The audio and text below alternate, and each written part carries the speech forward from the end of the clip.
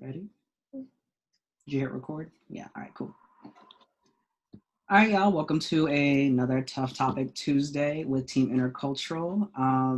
For those of you that aren't familiar with Tough Topic Tuesdays, we try to host one at least every Tuesday. And with the summer coming up with a lot going on, we kind of took a break, but we're back. Kind of had to get our collective thoughts together and figure out what we wanted to say for this next one. So the Tough Topic Tuesday of this one is literally called The World's a Pandemic.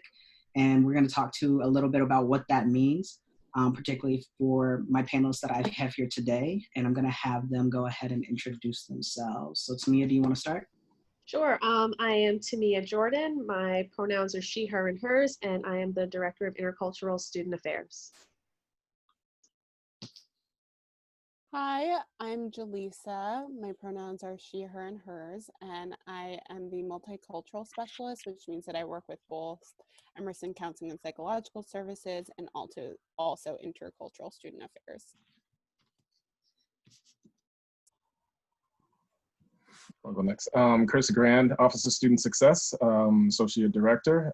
Also work with Student Assistance Fund and first generation and low income students as well. Hi everyone, my name is Naomi Jones. I am a rising senior creative writing major, the next president for Ebony, and a dedicated student to intercultural student affairs. Beautiful, beautiful people. Thank you for being here. And for those of you who don't know me, I'm Jamaica Straki. I use the he, series pronouns, and I will be the facilitator for this conversation today.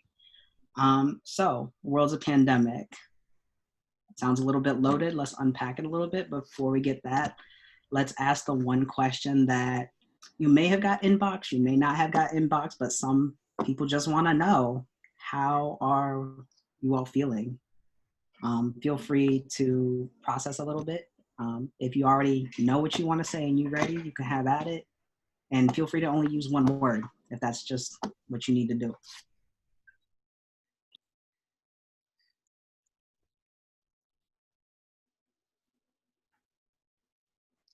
I wish I could just say one word, but if there was only one word, it would be complicated. I am feeling complicated. Things are complicated. I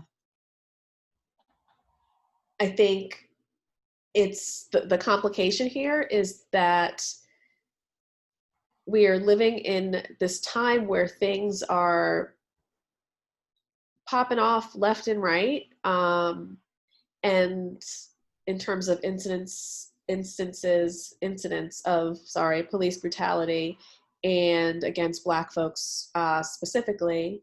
And the world is responding in ways that we haven't seen in a long time, if ever, specifically like this. And it's like a double-edged sword, because it's horrible that people have had to lose their lives.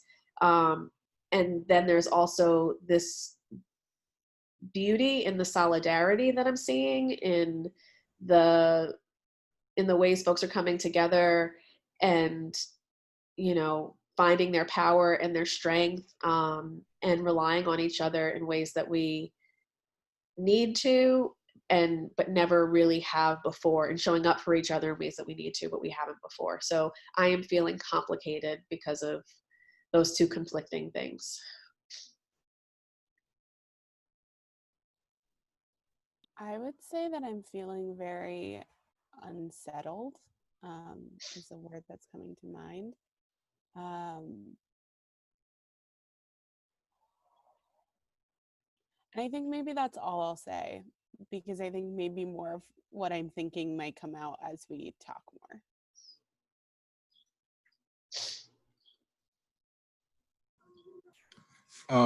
I think at the beginning, probably about a few weeks ago, sort of the beginning stages of the protests, I was feeling sad and angry, and I felt like those two emotions were kind of cycling through my body in a variety of different ways. And after I got through that initial point, I think I moved to a point of motivation, and motivating to actually try to do something with those feelings.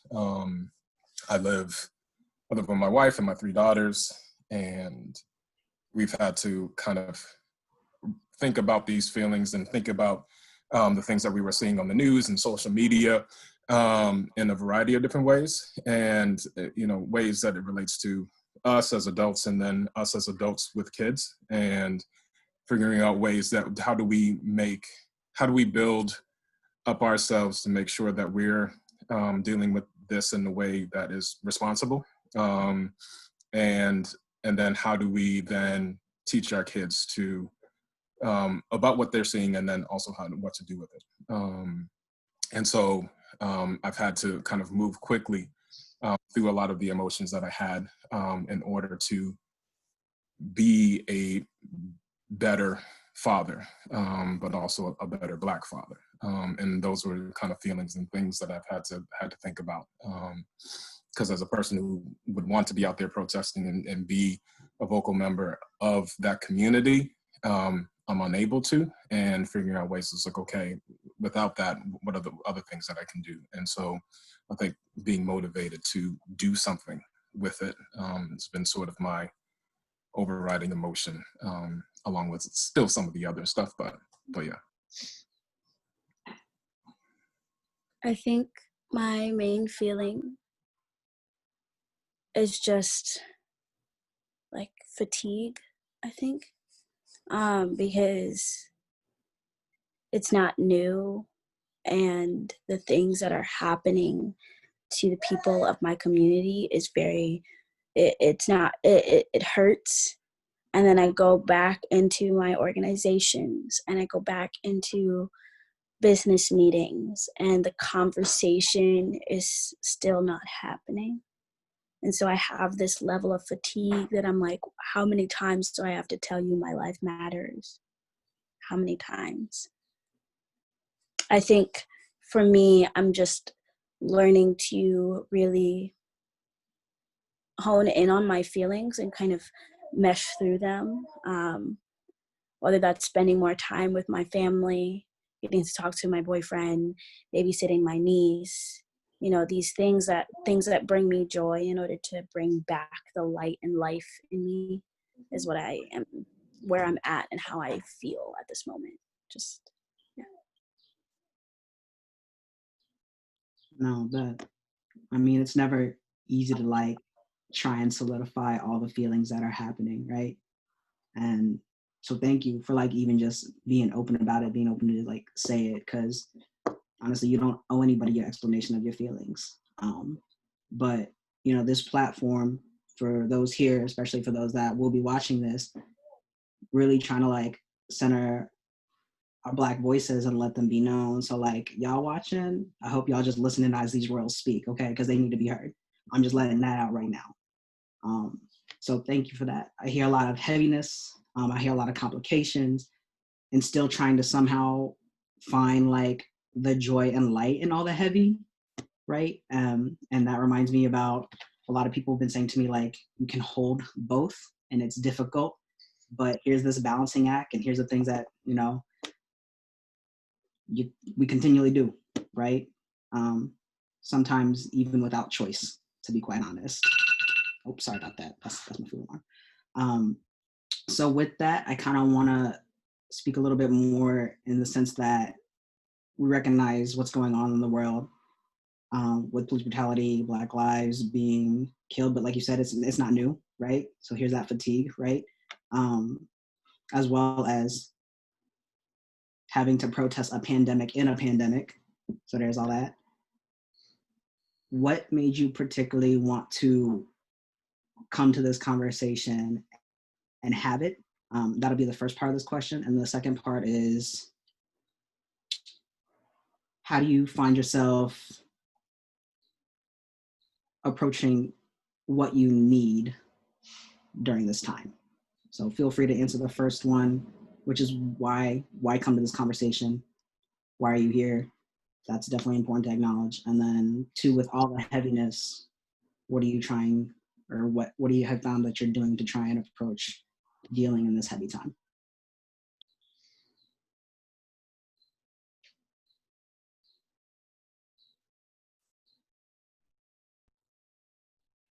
I can speak a little bit to that. I would say that those questions are very related to me. That something that happened that Jamaica, you kind of alluded to, is that suddenly I had all of these people coming out of the woodwork asking me what I needed. And I have a very complicated relationship with even taking time to recognize what I may need in a given moment, let alone then communicating that to other people. That's not something that, I mean, you can ask my therapist, we're working on it. It's been a struggle for me. And so I think what brought me to this conversation was just that, like, in this time, I've really been able to think about that in a different way, because on one hand, it's very hard for me to think about what I need, but I also don't like people asking me questions that I don't have the answer to. So I felt like I had more motivation in a way to start thinking about, like, well, what is it that I need? What is it that I'm feeling? And sitting with that has been really helpful. It's been really, really difficult to then communicate it to other people. And I'll save talking about that because I think we might get to that later. But I think that's why I came to this conversation, because it's so rare for me to even think about what I need, to then be given the opportunity to talk about it in a space with other people is really cool. Mm-hmm. I think to go off of that, I have that overwhelming feeling of like so many people, not even just peers, but people who, I don't want to say like above me, but like rank wise, like in the school that I'm in, they hold a position of power. And they're asking, what do you need? What do you all need? And I'm like, I need you to not ask that question. Oh, oops. And so I come to this conversation very like openly, because I know for a fact that like it's really, in the midst of a pandemic, it's the right time. But the fact that it's only just now happening is very frustrating. So I'll be a part of the conversation, because I know that if it doesn't happen right now, then we'll wait another 5 years for another 12,000 people to be killed in order to have a conversation. And I don't want to be in that frustrated spot. And again, I find it hard to find like what I need, and instead I'm giving a lot. And my therapist and I are working on that too. So I feel that, but yeah, I'm in that headspace. In terms of what I need, I mean, I echo the things that have been said, and I think what I need, it varies. I think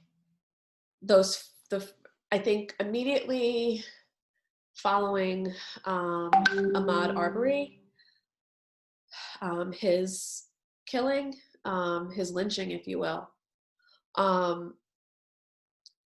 I went to a place of, I was in so much pain and had so much heartbreak.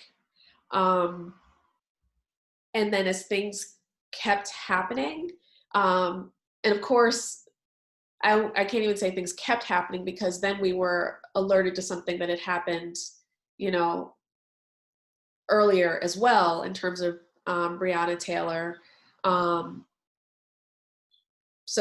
But in terms of the way that the things were coming to our attention, the back-to-back nature, it kind of felt like being punched, like left, right, left, right, left, right. And I kind of needed to be in a cocoon of care. And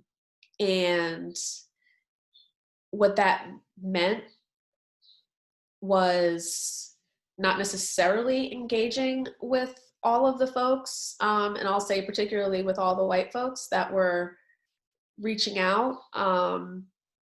And I left a lot of messages unread. I left a lot of emails unread or unresponded to, I should say.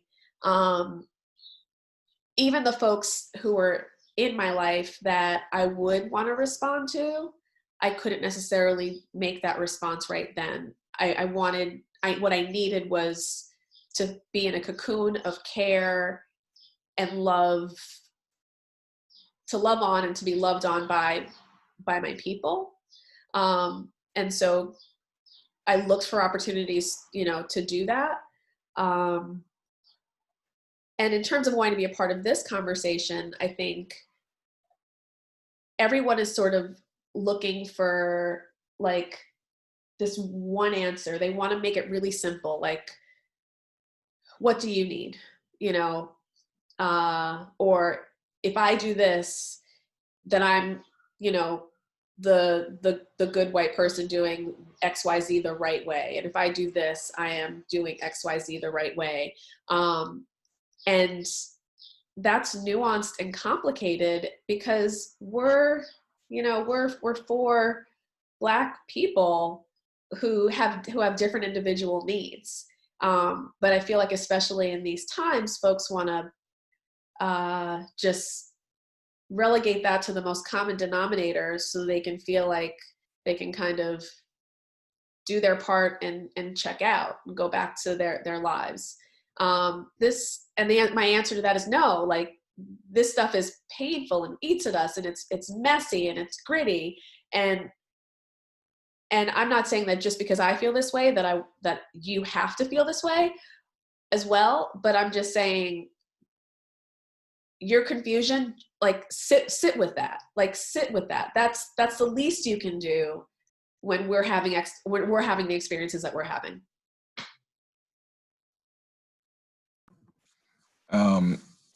Yeah, I'm just actually going to piggyback on that, and I guess also piggyback on some of the comments that have already been made. Is I don't have a therapist, and so this is my therapy, and being around people that I truly respect, as far as the work that you all are doing in the Emerson community, and of course the community extended beyond that is huge for me, because I need the energy. First of all, because I am a dad, and usually my time is around Daniel Tiger and Sesame Street, and so I'm not as connected to the outside world as much as I should be, and doing chalk paint, and so that's where my world relies. All that's going on. Even Big Bird and Grover and Oscar have gotten. I know they even talking about it. Even Alpha's talking about it. That's true.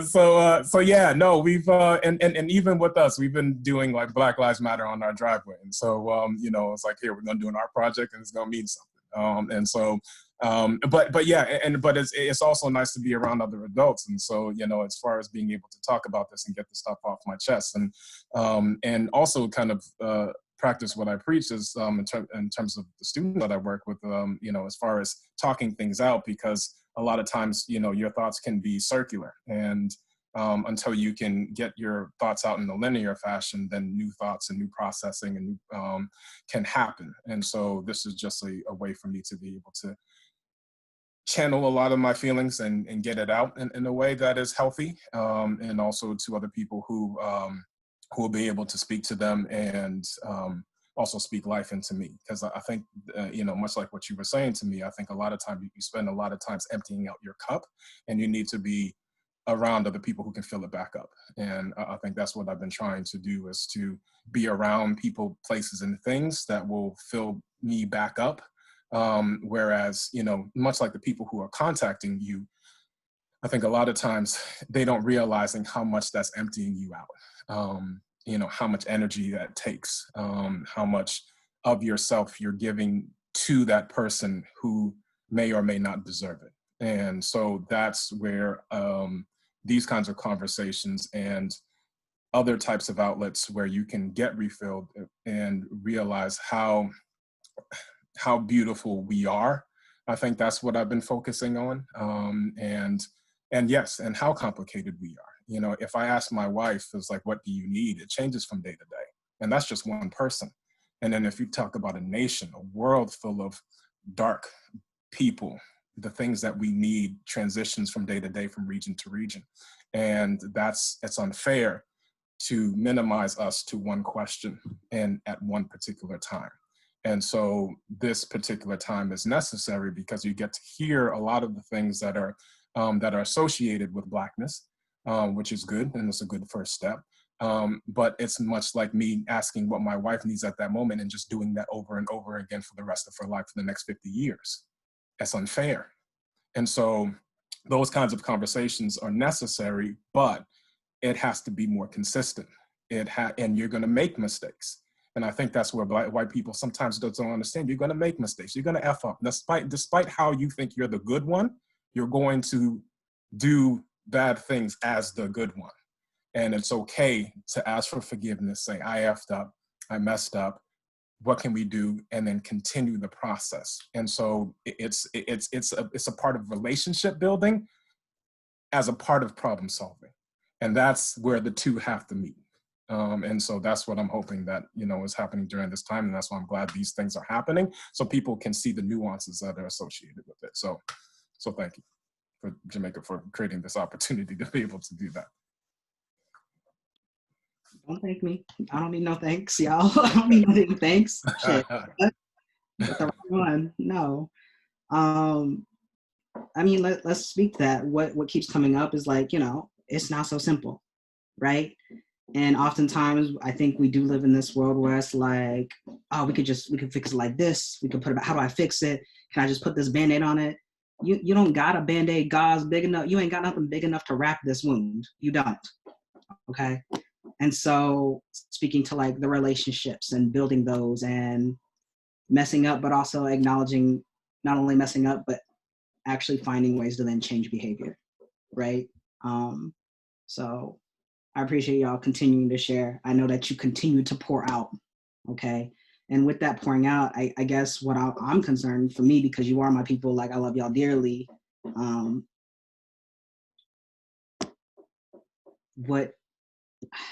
do I ask this? What have you needed from yourself lately? Is that a question that you can possibly answer? Just in terms of lately, because like you said, we don't want to like oversimplify it, but lately, what is it that you notice that you've needed? And have you been able to actually give it to yourself, especially with all this outpouring into other people? So what have you needed for yourself lately? Have you been able to give it to yourself? Why or why not?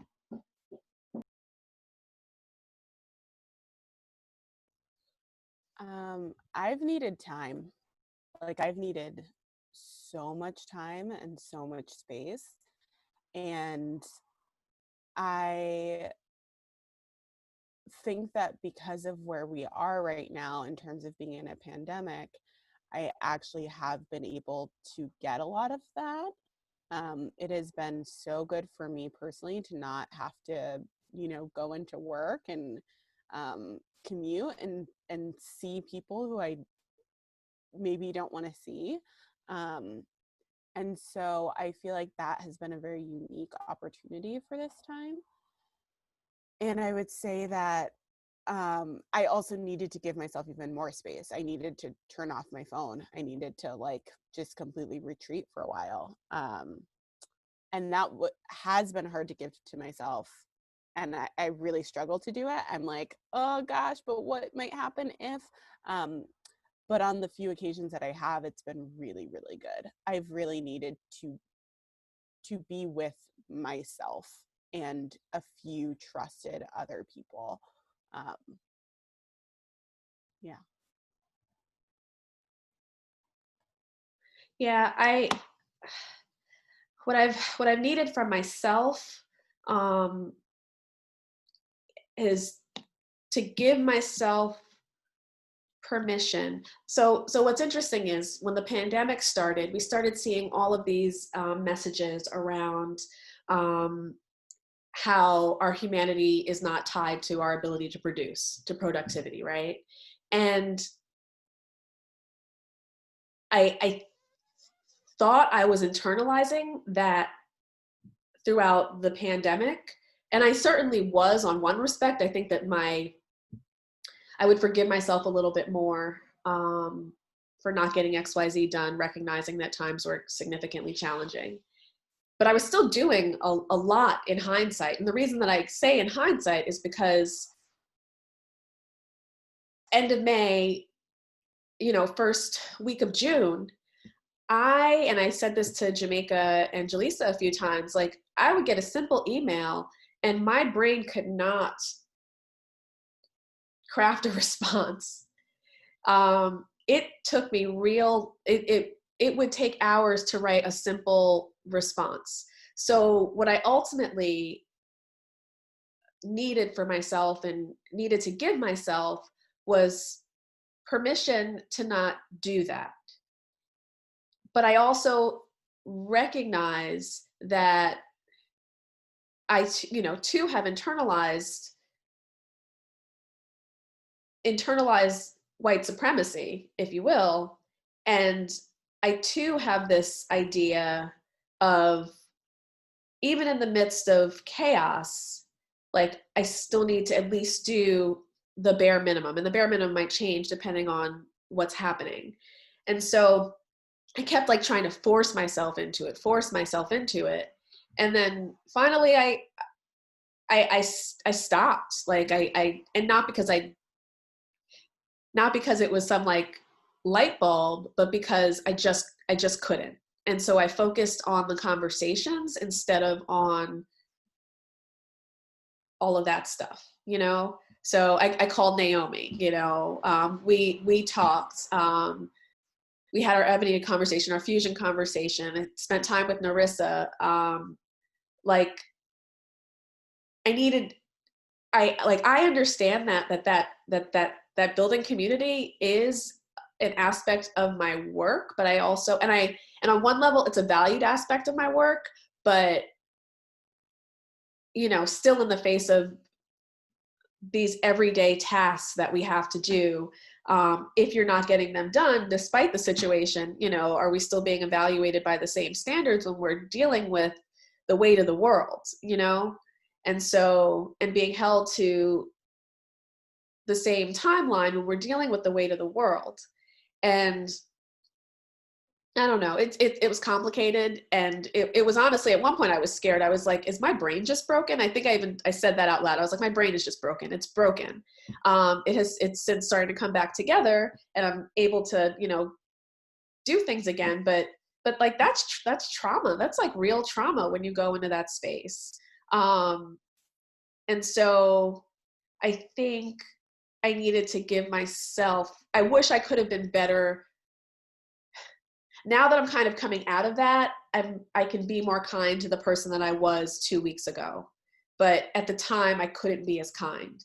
I was more judgmental of myself and more anxious of myself and scared. And so then that started to compound. So yeah, permission to sort of be in that mental fog, and to recognize that is, it's real and it's valid. And maybe I should have given myself days off, which I'm about to do. But I had reasons for not giving myself days off. And that was that I was about to give myself days off out of necessity. So anyway, all that to say, that's what I needed for myself and still had a hard time giving it to myself.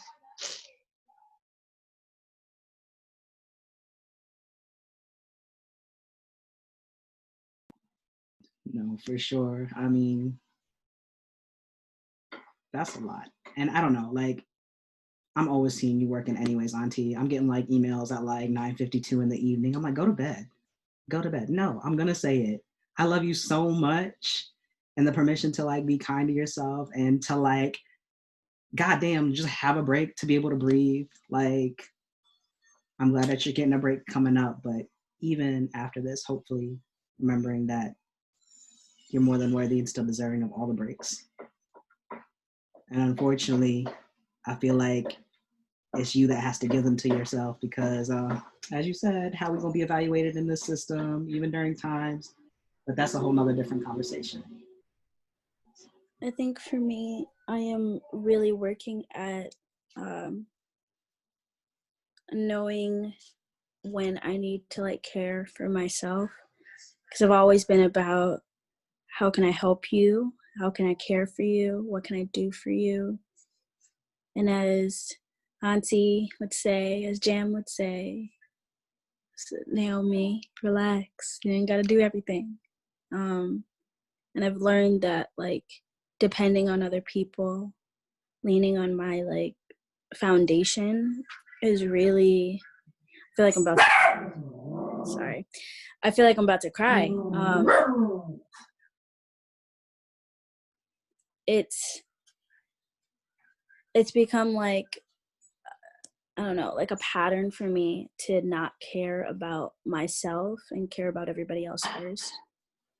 And so unlearning that and learning how to care about me has become something that I've taken really seriously. Even in the midst of like on Sunday, I had to speak at my hometown march.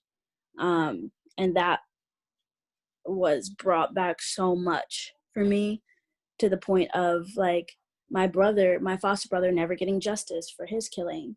And to the point of there's still people walking these like streets with us that are like very performative and have been, and no, being able to stop and see that and not feel so bad about not saying hi to everybody and not trying to be everybody's like be everybody's shoulder. I feel like Jam and Auntie would be proud. But yeah, that's where I'm at now. I'm like, how can Naomi care for Naomi up here and in my heart? Yeah. Definitely. So fucking proud. And I mean, I've always been proud, but you know, it is what it is. You feel me? So even more proud. Chris, did you want to go? Yeah, no, I think I've probably, you know, as far as being at home and is pretty much the same like everybody, is just permission. Overall, whatever it is that you need permission for your individual self and needs at that particular time. And I think for me, it was giving myself the time just to be an angry Black man. I think that's what I needed, because I think there was, you know, you always want to tuck it to the side because you're like, you know, you always feel as if you're being judged for that. I think being the angry Black man, Black woman comes with a lot of loaded stuff. And especially when you're dealing with higher education, academia, and then the more letters you get after your name, and you know, the more private institutions or whatever it is, and the further up you go, the less angry you have to be, or at least you try to not to show it. The less angry you get to be, yes, exactly. Exactly. So exactly, and then you feel as if it's like, okay, you know, especially during this time, you have to put on a mask and you have to shield yourself, because you're like, not everybody can see this because they're going to think of me in a certain way. And especially being a Black man, I realize that I can't be all of this. And so I think for me, it's just giving myself the time and the permission to be able to do that, and the space to be able to have that. So yeah. So I have my kids screaming. Hold on one moment. I'll be back. I love that we have the babies and the puppies going off. It's so real. I just want to add something because as Chris was talking, yeah, the anger piece, that was hard for me too. Like giving myself the permission to not only like rage internally, but to like exclaim that rage and proclaim that rage. You know, I'll be honest, there were times I probably shouldn't say this on this call or this Zoom, but like I wanted to burn something. I wanted to break something. I wanted to, and I think I said it to my boss one day, and I think I was in the heart of it. I was like, I want to burn some shit, some mess down. And so that rage, it is real. And you know, whether you follow through with it or not, still just expressing that, like, I needed to give myself permission to do that. And when I found ways to do that verbally, it sort of helped a lot. And I will also say that I had to give myself permission to protest. And everybody's, you know, space and place is not out in the streets. But I remember trying to make a hard decision that for the first protest, like, do I stay? Do I go? It's horrible that during a pandemic that I feel this call to be out in the streets. Like, that says everything, like, because you're literally putting your life on the line when you're going out on those streets, because you don't know what you're going to come back with. And I knew that it meant some sacrifices on the other side in terms of being around people that I wanted to be around, because I knew I would need to just see what's going on in my own body before I could do that. But I needed to protest. I needed to be out there, and I gave myself permission to do that. And it was helpful for me. But absolutely. I'm hearing a lot of in statements, and feel free to always correct me, you know, I don't mind being corrected. I actually love it. Of like this sense of permission and coming up against like all these walls and barriers. The higher you get, but even just like in regular living of life, right? I think to me, you talked to it about, you know, like this internalized system of everything, right? Like whether it be like, well, definitely white supremacy for sure, in this racist system, and then what that does, the need to always be productive, to always be doing, to be more machine-like in a way, or even coming up, it makes me think of like, oh, Chris, you talked about the higher you get, oh, you should just be grateful. Like, why are you so angry? Because you have this position, like, you should be grateful. Like, say thank you. I could get a little bit more sarcastic, but I'm not going to. I'm gonna try to be a good facilitator. And so just keeping those things in mind.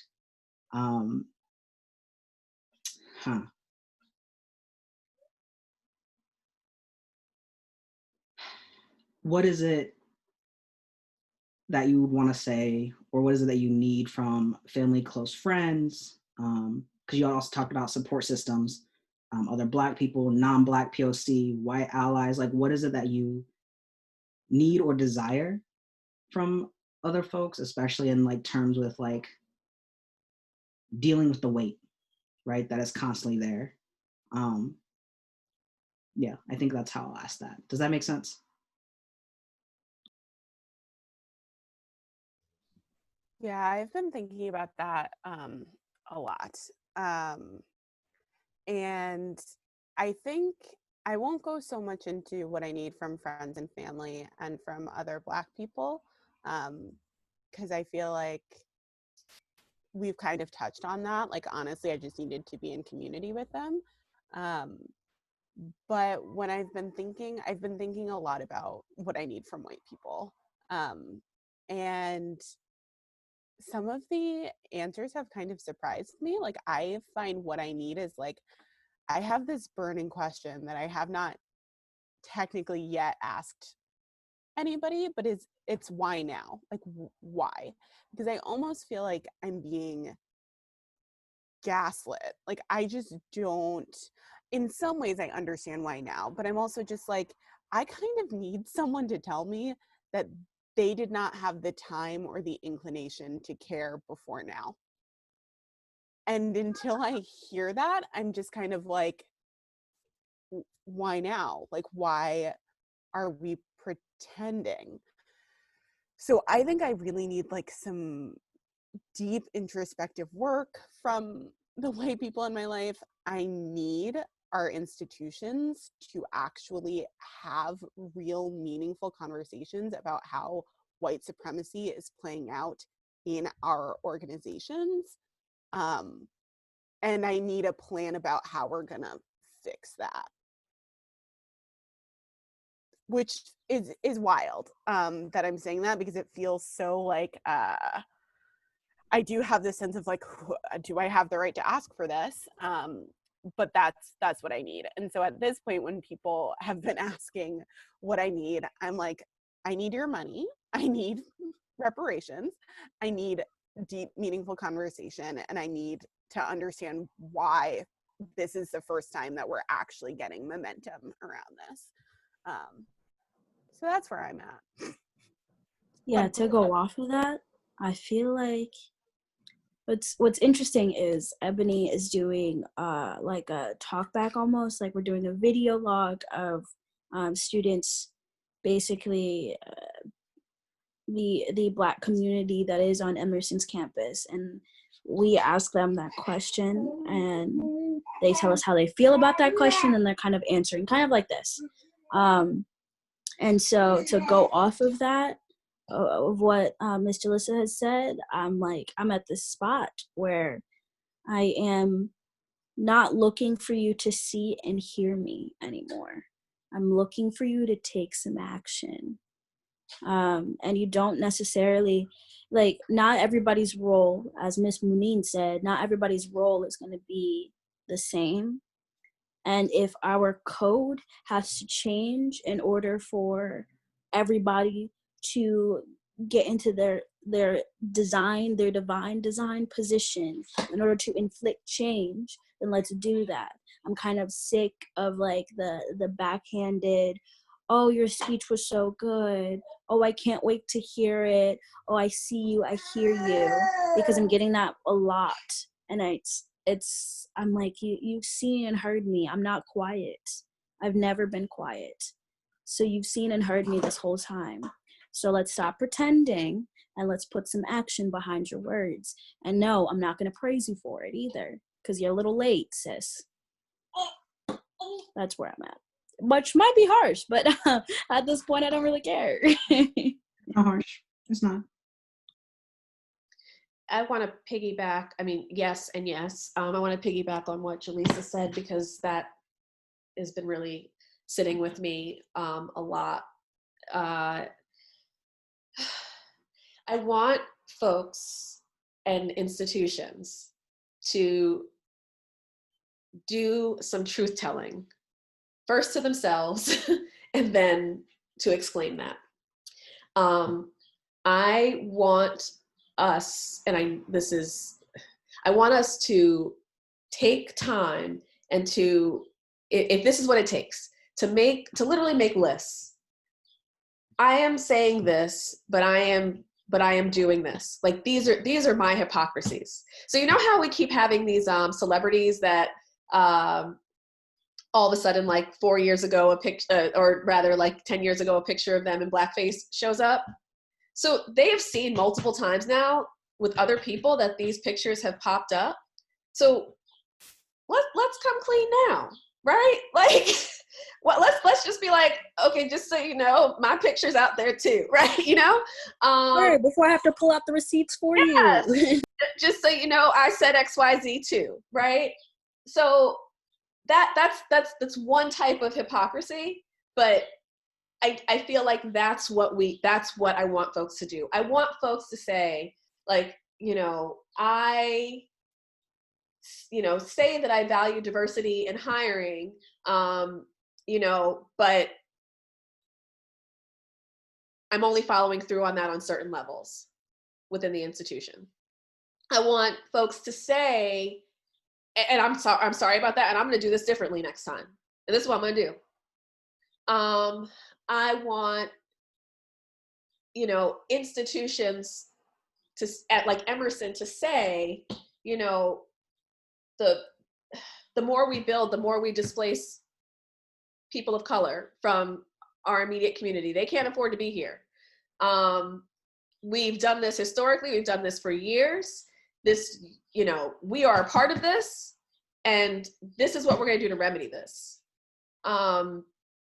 You know, I think my phone's about to start ringing. I'm sorry. And it's my doctor, but I'm not going to answer. How do I stop it? I'm sorry. Decline. Okay. Sorry, y'all. My bad. But sorry. all of that to say, I feel like I was about to get on my soapbox, and like Jesus was like, okay, like Jesus was like, listen, y'all, like listen, girl, like you said that you were gonna stop getting hyped, because I'll be honest, like 2 weeks ago I was worried about my blood pressure. I had so much rage and so much anger, and me and my best friend, we were like, we need to find a way to, you know, I was starting to get like hot, like feeling heat in my body. So I was like, I need to bring this back to a healthy level. So anyway, I'm not gonna go on that soapbox. Y'all know where I was going with that. That is my point. That is my point. Do some truth telling. Brian Stevenson said that there's something, I'm gonna horribly, I'm gonna mess this quote up, but there's something great waiting for America, like on the other side of telling the truth, or something like that. Essentially, when we start to tell the truth, when we start to own those truths and be deliberate and intentional and systematic about how we're addressing these things, you know, then there's something better on the other side.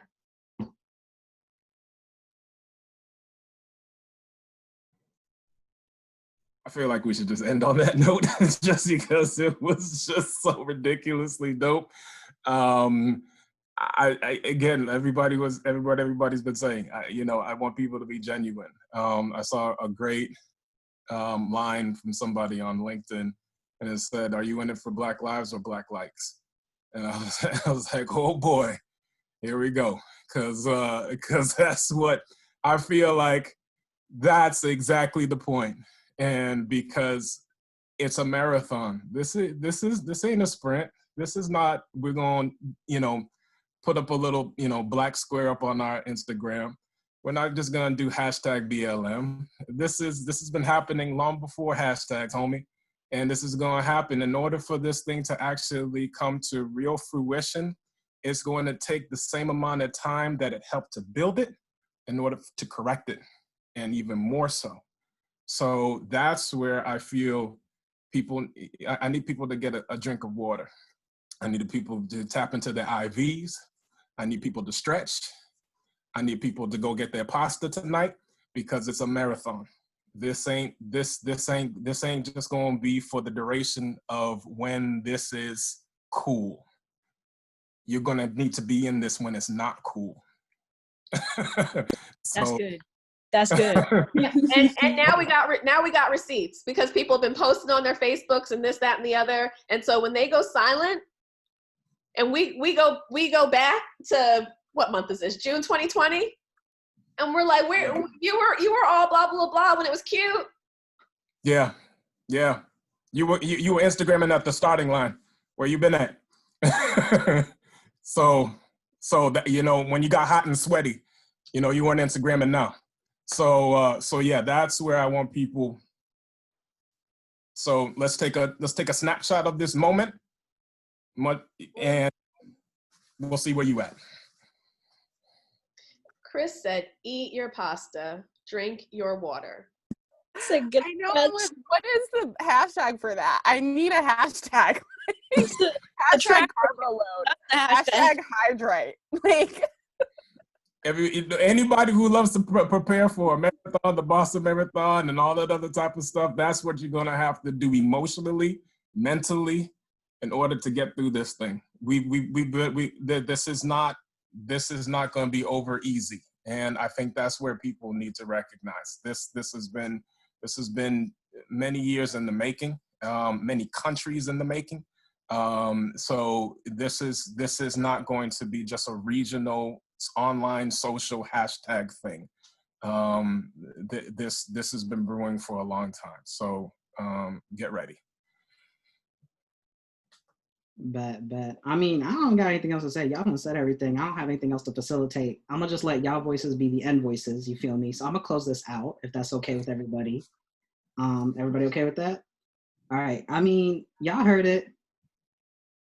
Fuck, replay it, rewind it, play it some more until it gets stuck somehow. I don't know. I know that Jelisa has to go out one. And by the way, Jelisa is the one that created these questions. So shout out to Jelisa. So just so y'all know.